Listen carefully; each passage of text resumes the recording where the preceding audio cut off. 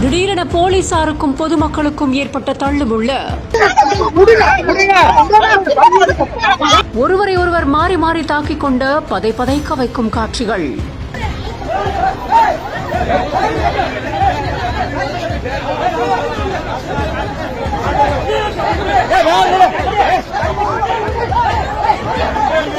திருப்பூர் மாநகராட்சியில குப்பைகளை இடுவாய் ஊராட்சிக்கு உட்பட்ட சின்னக்காளிப்பாளையம் இந்த பகுதியில மாநகராட்சிக்கு சொந்தமான இடத்துல கொட்டக்கூடாது அப்படின்னு பொதுமக்கள் சில மாசங்களாகவே போராட்டம் நடத்திட்டு இருக்காங்க.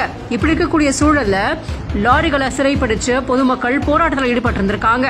அப்போ திருப்பூர் மாநகர போலீசார் பொதுமக்களை கைது செய்ய முயற்சி பண்ணியிருந்திருக்காங்க.